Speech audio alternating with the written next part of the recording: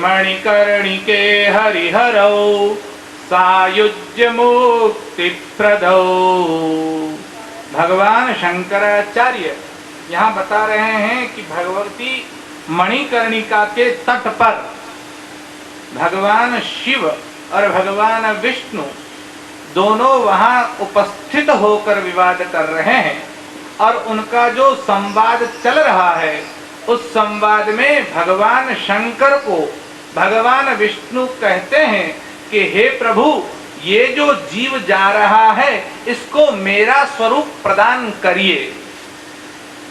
त्वत्तीरे मणिकर्णिके हरिहरौ सायुज्य मुक्ति प्रदौ। ये दोनों कैसे हैं? सायुज्य मुक्ति को प्रदान करने वाले हैं। कल हम इसी विषय पर चर्चा कर रहे थे। भगवान सायुज्य मुक्ति प्रदान करते हैं। देखिए, मुक्ति किसे कहते हैं? भगवान शंकराचार्य ने प्रश्नोत्तर रत्नमाला में बहुत सुंदर बात उठाई है। देखिए, मुक्त शब्द का अर्थ क्या है? आप बार बार मुक्त शब्द सुनते हैं। कोई बंधन से मुक्त हो गया, कोई जेल से मुक्त हो गया।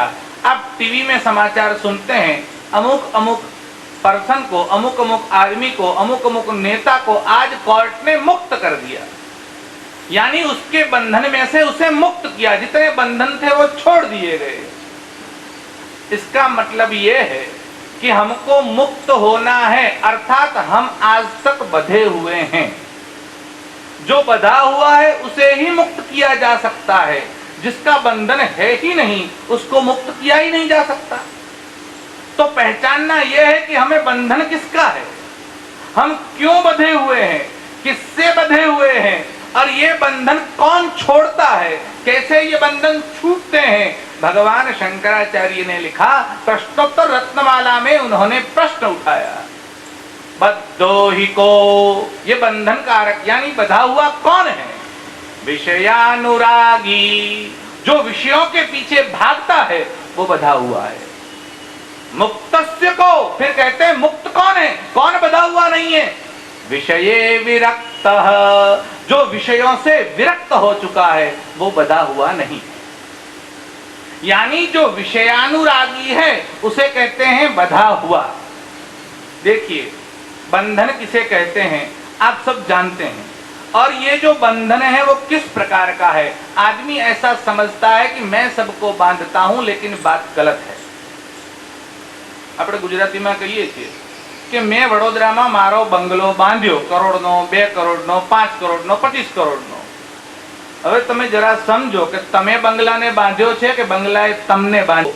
बांधकर उसकी जो हथकड़ी है वो लगाकर उसको बेड़ियां पहनाकर लेके जा रहा था, और सामने से कोई संत आ रहे थे और संत हंसने लगे। तो पास में एक आदमी खड़ा था, उसने कहा, महाराज जी क्यों हंस रहे हो? तो सन्यासी ने जवाब दिया कि इस कैदी ने पुलिस वाले को बांध के रखा है। अब जो वो हंसते हुए कहते थे कि कैदी ने पुलिस वाले को बांध के रखा है, तो उस पुलिस वाले को बुरा लगा। पुलिस वाले ने कहा, महाराज आपका दिमाग तो ठिकाने है कि नहीं? दिमाग की कोई एक आध तार छूट तो नहीं गई? बोले क्यों? बोले आप क्या बोल रहे हो, इसने मुझे बांध के रखा है। अरे मैंने इसको बांध के रखा है।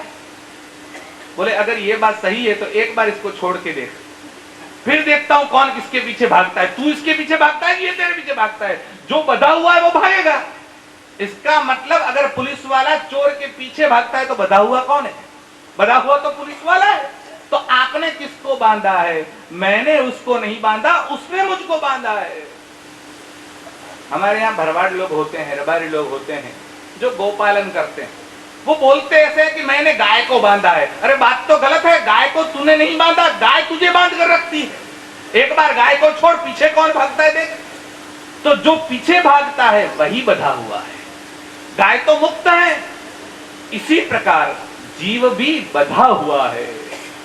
वैसे तुलसीदास जी मानस में ही लिखते हैं, ईश्वर अंश जीव अविनाशी। ईश्वर अंश जीव अविनाशी, ईश्वर का अंश होते हुए भी जीव अविनाशी है। चेतन अमल सहज सुख राशि, वो कैसा है? चेतन है, अमल है और सहज सुख राशि है। रामचंद्र भगवान की। ईश्वर अंश जीव अविनाशी, चेतन अमल सहज सुख राशि। उसी पंक्ति में आगे आचार्य तुलसी कहते हैं, तुलसीदास ने लिखा कि जीव बध्यो किर मरकट की नाई। जीव बध्यो किर मरकट की नाई, जो उन्होंने दो उदाहरण दिए, दो बातें बताई। जीव बधा हुआ है कैसे? कीर मरकट की नाई। कीर कहते हैं तोते को, पोपट को, गुजराती में पोपट कहिए छे ने। कीर और मरकट यानी बंदर, जो कीर और मरकट की तरह जीव बधा हुआ है। कीर कैसे बधा हुआ है? ये पोपट जो है, तोता जो है, वो कैसे बधा हुआ है? आप पिंजरे में तोते को पालते हैं, लेकिन ये जो तोता पकड़ने वाले हैं, वो तोता कैसे पकड़ते हैं? आपने देखा होगा, सुना होगा, पता होगा आपको। वो दो लकड़ी रखते हैं और दो लकड़ी के बीच में वो मिर्ची रख देते हैं, और हमारे यहाँ जामफल बोलते हैं, अमरुद बोलते हैं, हाँ, वो जो अमरुद है, वो जो जामफल है, उसको रख देते हैं, और तोता जो है वो मिर्ची और अमरुद इन दोनों के पीछे भागता है। उसकी स्वादेंद्रिय बहुत उसके पीछे भागती है। घણા લોકોને ખાવાનો બહુ શોખ હોય, આજે તીખું ના મળ્યું, આજે મીઠું ના મળ્યું, આજે ગળ્યું ના મળ્યું, બસ એને એમાં ને એમાં જે પાક્યો ને પાક્યો જ રહે, એમાંથી બહાર નીકળતો જ નથી માણસ। ખાવાની પાછળ જેટલી રસના ઇન્દ્રિય જ્યારે છૂટશે, જ્યારે સ્વાદ માટેનો અભરખો માંથી ભાગશે ને, એ વખતે સમજવાનું હું બંધનમાંથી મુક્ત થવાની કોશિશ કરું છું। तोता क्यों पकड़ा जाता है? क्योंकि उसकी स्वादेंद्रिय की वजह से। उसको वो मिर्च खानी है, उसको वो अमरुद खाना है, और अमरुद खाने के लिए जैसे ही वो अपनी लकड़ी पर बैठता है, और क्या होता है, उस जो तोता पकड़ने वाला है उसने ऐसी उसमें कारीगरी की है कि तोता जैसे ही बैठता है तो तोते के बाहर से लकड़ी उल्टी हो जाती है, और लकड़ी जैसे ही वैसे उल्टी होती है तो तोता नीचे लटक जाता है। अब नीचे लटकता हुआ तोता ये सोचता है कि इस लकड़ी ने मुझे बांध के रखा है, अगर मैं इसको छोड़ दूंगा तो मैं मर जाऊंगा। अब वो लकड़ी के नीचे लटक रहा है और वो भागता नहीं है। करना इतना ही है कि उसको लकड़ी को छोड़ देना है, तो वो मुक्ति है, उसको किसी ने बांधा नहीं है। लेकिन लकड़ी के नीचे उसने पैर पकड़ लिए हैं और वो सोचता है कि मुझे लकड़ी ने बांध रखा है। अब साक्षात शंकराचार्य आ जाए और उसको बोले कि भैया तुझे किसी ने नहीं बांधा है, छूट जा, निकल जा, तो भी वो समझने वाला नहीं है। वो नीचे लटक कर यही सोचता है कि मुझे बांध के रखा है, और फिर उसी को आकर तोता पकड़ने वाला पकड़ लेता है और पिंजरे में डाल देता है, और पूरा जीवन उसका मुक्ति में से बंधन में जाता है। किसके कारण? एक स्वादेंद्रिय के कारण तोता आजीवन पिंजरे में कैद हो जाता है। यही बात मरकट के लिए होती है, बंदर का भी यही होता है। क्या होता है? बंदर लोभी बहुत है। जो लोग बहुत ज्यादा लोभी होते हैं ना, वो दूसरे जीवन में बंदर होते हैं, दूसरा जन्म उनका बंदर का ही होता है।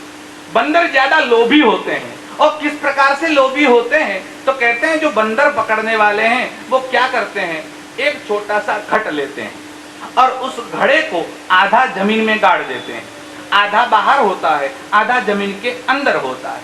फिर उसमें खाने के लिए चने डाल दिए जाते हैं। अब बंदर चने को देखता है और चना लेने के लिए आता है। अब वो जो घड़ा है उसका जो मुंह है वो बहुत छोटा होता है, अंदर से घड़ा बड़ा है लेकिन मुंह छोटा है। अब वो आने वाला जो है बंदर, वो अंदर मुट्ठी भर के चने निकालने के लिए अंदर हाथ डालता है, फिर मुट्ठी बंद करके चने हाथ में ले लेता है। अब मुट्ठी बंद करने के बाद बाहर निकाल नहीं सकता क्योंकि घड़े का मुंह छोटा है। डालते वक्त तो हाथ डाल देता है। जैसे बहन लोग यहाँ बंगड़ी पहनती है ना, चूड़ियां, तो चूड़ियां पहनती तो हाथ कैसे ऐसे करके डाल देती है अंदर, लेकिन डालने के बाद हाथ बड़ा हो जाता, फिर चूड़ी निकल नहीं सकती। वैसे ही बंदर पहले हाथ डाल देता है, फिर हाथ निकाल नहीं सकता क्योंकि मुट्ठी में चने होते हैं। अगर वो चना छोड़ दे, लोभ छोड़ दे, तो वो निकल सकता है, लेकिन लोभ छोड़ता नहीं और चने को खाने के लिए मुट्ठी बंद रखता है, निकालने की कोशिश करता है और बाहर हाथ नहीं निकल सकता, उसी वक्त वो बंदर पकड़ने वाला मदारी आता है, उसको पकड़ता है और पिंजरे में डाल देता है और फिर गली गली में घुमाता है, चल छल्लू आज खेल दिखा दे, और फिर जीवन भर खेल दिखाता रहता है। यही होता है जीव के साथ भी, यही होता है हमारे साथ भी। क्या करते हैं, हमको किसको बांध में रखना है, हमें किसने बांधा है, जरा सोचो। जिस वक्त आपको पता चल गया कि इसके कारण मैं बंधा हुआ हूं, उसी समय मुक्ति हो गई। बंधन का पता चलना चाहिए, जब तक बंधन का पता नहीं चलता तब तक मुक्ति की संभावना नहीं होती। इसीलिए मुक्ति अगर चाहिए तो पहले बंधन समझ लो। आपको जहां से बांधा हुआ है या आप जहां से बंधे हुए हो, बस उसी चीज को जानना है, मैं कहां बंधा हुआ हूं, जीव कौन सी जगह पर बंधा हुआ है। गरुड़ पुराण में एक सुंदर श्लोक आया है कि हमारी जो इंद्रियां हैं वो हमको बांध के रखती है, और उन्होंने उदाहरण दिया है गरुड़ पुराण में कि किस किस प्रकार से अलग अलग इंद्रियां बांध के रखती है। कुरंग, मातंग, पतंग, मीना, ये जो 5 जीव है उनको एक एक इंद्रिय ने बांध के रखा है। कौन से? कुरंग, हरण जो है वो हिरण है, और हिरण को भी एक इंद्रिय के कारण मौत का सामना करना पड़ता है। क्यों हिरण को मौत का सामना करना पड़ता है? क्योंकि हिरण की नाभि में कस्तूरी, अब नाभि में कस्तूरी है तो वो कस्तूरी निकालने के लिए पारधी लोग आते हैं और हिरण को पकड़ने के लिए जाते हैं। अब जब वो हिरण को पकड़ने के लिए जाते हैं तो डायरेक्ट जाके हिरण को बात नहीं भिड़ते कि चलो हम तुझको ले जाते हैं, ऐसा नहीं करते। वो क्या करते हैं, मधुर स्वर में बंसी बजाते हैं, और इतनी सुंदर बंसी बजती है, हिरण का एक इंद्रिय मतलब कर्णेंद्रिय इतनी उसकी प्यासी है कि वो बंसी सुनने के लिए मधुर हो जाता है, मग्न हो जाता है, आंखें बंद कर देता है और बंसी की धुन में खो जाता है, और फिर हिरण पकड़ने वाला हिरण को पकड़ लेता है और आजीवन बंधन में डाल देता है। एक कर्णेंद्रिय के कारण, सुनने के कारण, सुनने की वजह से, सुनने के स्वाद में, सुनने के आस्वाद में हिरण आजीवन बंधन का सामना करता है। हमारे यहाँ गुजराती में काका साहब कालेलकर हुए, और काका साहब कालेलकर ने एक बहुत सुंदर पंक्ति लिखी, बजे ज्या बीन मीठू त्या हरण तू दौड़ी ना जा तू, बजे ज्या बीन मीठू त्या हरण तू दौड़ी ना जा तू, विंधावू बाण ना करता मजा छे दूर रहवा मां, विंधावू बाण ना करता मजा छे दूर रहवा मां। वो कहते हैं दूर रहने में जो मजा है वो मिलने में नहीं है, जितनी दूरी है वो अच्छी बात है, किस किस से दूर रहना चाहिए वो बात अलग है, ईश्वर से दूर रहोगे तो काम नहीं चलेगा। यहाँ तो कहते हैं कि हिरण तू इसमें पागल मत हो जा, ये सुनने में बजे जा बीन मीठू क्या, हिरण तू दौड़ी ना जा तू। अगर तू गया सुनने में मग्न हो गया और पारधी ने बाण चलाया तो प्राण गंवाने पड़ेंगे। कि बजे जा बीन मीठू त्या हरण तू दौड़ी ना जा तू, विंधावू बाण ना करता मजा छे दूर रहवा मां, मजा छे दूर रहवा मां, मजा छे दूर रहवा मां, समीप संताप छे जा जा मजा छे दूर रहवा मां, समीप संताप छे जा जा मजा छे दूर रहवा मां। एक हिरण इस अपनी कर्णेंद्रिय के कारण वहां अपने प्राण गवा देता है। कुरंग, मातंग, पतंग, मीना, मातंग कहते हैं हाथी को। ये जो हाथी है वो अपना प्राण कैसे गवाता है या अपने पकड़े कैसे जाता है, बंधन में कैसे जाता है। हाथी को स्पर्शेंद्रिय का सुख चाहिए, वो काम के पीछे पागल है, वो स्पर्शेंद्रिय के सुख के पीछे पागल है, और वो हाथी पकड़ने वाले जानते हैं। करते क्या है, एक मिट्टी की हथनी बनाते हैं और मिट्टी की हथनी को एक खड्डे के अंदर खड़ी कर देते हैं जहां से हाथी की नजर वहां जा सके, और हाथी का जो रास्ता है आने का उसके बीच में एक खड्डा बनाते हैं। उस खड्डे के ऊपर छोटी छोटी लकड़ियां से एक छत जैसा बना देते हैं, उसके ऊपर थोड़ी सी धूली डाल देते हैं। अब हाथी हथनी को देखकर भागता है और उस तरफ भागते, वो हथनी तो वैसे भी मिट्टी की है, लेकिन वो हथनी को पाने के लिए भागता है और भागते हुए जहां पर वो बीच में लकड़ियां है उसके ऊपर पैर रखता है, खड्डे में गिर जाता है, हथनी वहां गई और हाथी खड्डे में गिर जाता है और फिर हाथी को पकड़ने वाले उसको पकड़ लेते हैं। स्पर्शेंद्रिय के सुख की वजह से हाथी आजीवन बंधन में पड़ जाता है। देखो, एक एक इंद्रिय के सुख का कारण बंधन बनता है। कुरंग मातंग पतंग मीना, फिर कहते हैं पतंग। पतंग यानी पतंगियों, अपने गुजराती में कहिए छे ए पतंगियों, हिंदी में क्या कहते हैं? पतंगिया ही बोलते हैं, क्योंकि हाँ तितली कहते हैं। ये जो तितली है, हाँ हिंदी में सही शब्द तितली है, वैसे तितली उर्दू शब्द से बना है लेकिन तितली शब्द है। ये जो तितली है मतलब जो पतंगा है वो पतंगा रूप का दीवाना है और रूप के कारण वो रूप के पीछे भागता है। आज भी लोग रूप के पीछे बहुत भागते हैं। आपने देखा आजकल तो सबसे बड़ा धंधा ही रूप वालों का चलता है। आपको जो रूपवान बना दे, वैसे ब्यूटी पार्लर वालों का जितना धंधा चलता है और किसी का नहीं चलता। ज्यादा से ज्यादा धंधा ब्यूटी पार्लर का चलता है। क्यों? कि वो स्वरूपवान बनाते हैं। रूप हर एक को रूप चाहिए, हर एक को अपना गोरापन चाहिए, हर एक को अच्छा बनना है। मतलब अच्छा बनना नहीं है, अच्छा दिखना है। वो अच्छा दिखने की लाए में या तो हाय में या उसके पीछे भाग कर क्या न क्या करते हैं। आप लोग एडवर्टाइजमेंट देखते होंगे शायद, उसमें टीवी वगैरह में, ये जो फेयर एंड लवली फलानी ढींगली क्रीम, इतनी सारी क्रीम, इतने पाउडर, इतनी अलग अलग चीज, मुझे तो उसके नाम तक नहीं आते, इतनी चीजें बिकती और बेचने वाले क्या क्या बोल के बेचते हैं। 7 दिनों में गोरापन, देखा है आपने? फेयर एंड लवली अपनाओ, 7 दिनों में गोरे हो जाओ बस। और वो 7 दिनों में गोरेपन के पीछे भागते भागते अपनी मूल त्वचा भी बिगाड़ के रख देते हैं लोग। एक बहन ने तो जोयला એટલો બધો પાવડર ચોપડીને આયા, જાણે પેલી બકરી ભાગતી ભાગતી આવી અને આટાના લોટની અંદર મોઢું નાખ્યું અને બહાર કાઢીને આવી ને એવા લાગ્યા। તમે જોઈ છે બકરી હવે લોટમાં મોઢું નાખે ને પછી એનું મોઢું કેવું દેખાય, જરા કલ્પના કરવા। હવે મૂળમાં તો એમનો કલર અમાવસ્યાની રાત જેવો અને પછી પાછો અંદર પેલો પાવડર ચોપડ્યો હોય અને પાવડરના કારણે આખું થોબડું જે છે એવું કલર કરીને આવ્યા હોય, આપણને એમ લાગે આ બકરી ચોક્કસ લોટ ખાતી ખાતી આવી। ये रूप के पीछे लोग पागल बनते हैं और रूप चीज ही ऐसी है कि हर एक को पागल बनाती है और हर एक को रूप चाहिए। कैसा भी, अगर कदरूपा भी है लेकिन आप उसको कह दो वाह वाह वाह क्या रूप है आपका, तो वो आपको जो चाहिए दे दे। लोगों को रूप के पीछे, और पतंगा की बात ही है, वो दीप को देखता है और दीपक को देखकर दीपक के पीछे भागता है, दीपक की चारों ओर मंडराने लगता है।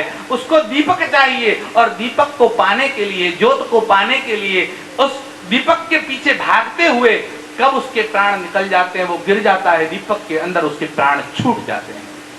काका साहब कालेलकरे बहुत सरस लख्યું, पतंगा ए नहीं माने जो माने तो कही दे जे, पतंगा ए नहीं माने जो माने तो कही दे जे, दीपक थी दाजवा करता मजा छे दूर रहवामा, दीपक थी दाजवा करता मजा छे दूर रहवामा, समीप संताप छे जा जा मजा छे दूर रहवामा, समीप संताप छे जा जा मजा छे दूर रहवामा, मजा छे दूर रहवामा, मजा छे दूर रहवामा, मजा छे दूर रहवामा, मजा छे दूर रहवामा, समीप संताप छे जा जा मजा छे दूर रहवामा, समीप संताप छे जा जा मजा छे दूर रहवामा, कुरंग मातंग पतंग मीना। और फिर कहते हैं मीन यानी मछली। ये मछली की भी स्थिति कैसी होती है? जो मछली पकड़ने वाले लोग हैं, मछली को जो पकड़ने वाले लोग हैं वो एक कांटा लेते हैं और उस कांटे के अंदर मछली फंस जाए, इसलिए मछली को जिस चीज में स्वाद है ऐसी चीज यानी आटे की छोटी सी गोली या कोई छोटा सा जीव उस कांटे के अंदर फिट कर देते हैं। उस जीव को खाने के लिए या आटे को खाने के लिए मछली भागती हुई आती है, उसको जैसे ही मुंह में लेती है और वो किनारे बैठा हुआ जो पार दिए वो कांटा खींचता है और मछली पकड़ी जाती है और मछली को निकाल के ले जाता है। केवल अपनी स्वादेंद्रिय के कारण मछली अपना जीवन गंवाती है। ये तो एक ही इंद्रिय की बात है। और आखिर में बात करते हैं भृंगाः अर्थात भ्रमर। ये जो भंवरा होता है ना, उसकी भी एक कमजोरी है। क्या? नासिका इंद्रिय जो है, घ्राणेंद्रिय है, उस घ्राणेंद्रिय की वजह से भंवरा मारा जाता है। भंवरा उड़ता हुआ जब निकलता है और उसको सुगंध बहुत प्रिय है, उसमें भी कमल की सुगंध ज्यादा प्रिय है। वो कमल को खोजते हुए, ढूंढते हुए, कमल की जहां से सुगंध आती है उस दिशा में गति करता है और कमल जहां खड़ा है वहां पर जाता है और कमल के बीच में जाकर फूल के बीच में कुमुद में बैठ जाता है। और जैसे ही कुमुद में बैठ जाता है, सुगंध लेता रहता है, लेता रहता है, लेता रहता है। उस सुगंधी में बेहोशी का अनुभव करता है, जैसे उसको कोई मद चढ़ गया हो, वैसे मदोन्मत्त हो जाता है। और फिर शाम होती है और स्वभावानुसार कमल उसकी अपनी पंखुड़ियों को फिट कर देता है। सुबह को सूर्य निकलता है तब कमल खिलता है और जब सूर्य अस्त होता है तब कमल फिट हो जाता है। तो जैसे ही कमल बंद होता है तो भ्रमर अंदर बंद हो जाता है। उसको भान नहीं रहता कि मुझे बाहर निकलना है और सुगंध लेते लेते वो कुमुद के अंदर बंद हो जाता है। और फिर क्या होता है? वो मन में सोचता है प्रातः भविष्यति, अब प्रातः होगा, सूर्य नारायण आएंगे, फिर कमल खिलेगा और मैं बाहर निकल जाऊंगा। सोचते सोचते रात गुजार देता है और सुबह होते ही सूर्य निकले उससे पहले हाथियों का झुंड आ जाता है और एक हाथी कमल को पकड़कर फूल को जोर से लेके वैसे नीचे गिराता है और जैसे ही फूल को गिराता है उसके ऊपर अपना ही पैर रख देता है और भ्रमर मारा जाता है। इसीलिए काका साहब कालेलकर ने आगे इसी कविता में आगे लिखा, क्या लिखते हैं काका साहब?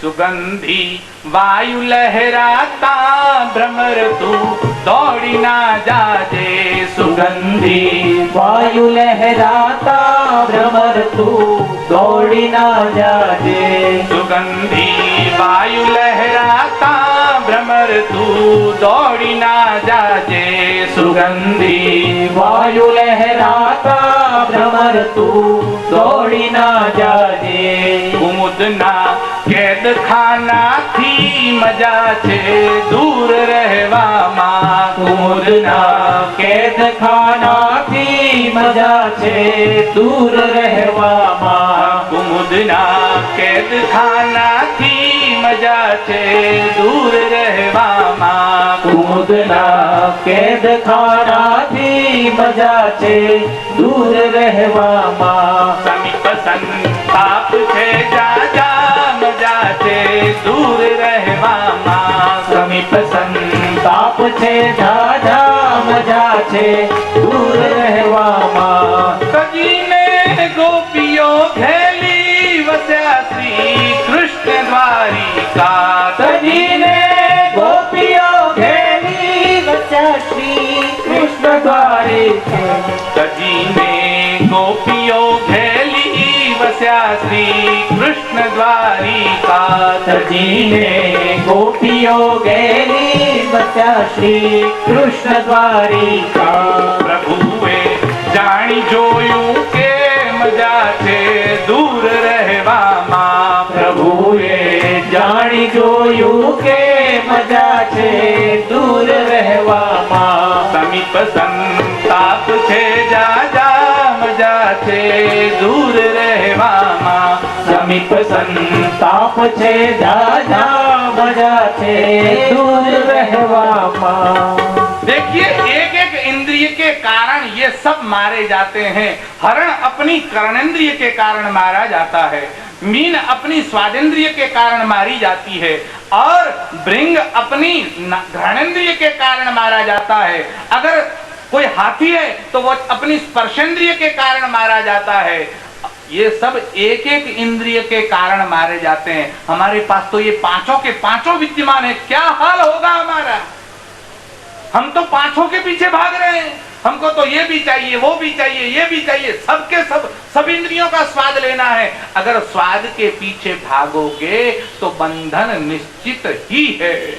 और इसीलिए भगवान शंकराचार्य लिखते हैं, बद्धो ही कोयो विषयानुरागी। बधा हुआ कौन है? जो विषयों के पीछे भागता है वही बधा हुआ है। और मुक्त कौन है? जो विषय विरक्ता, जो विषयों से विरक्त हो चुका है, उसी को कहते हैं मुक्त।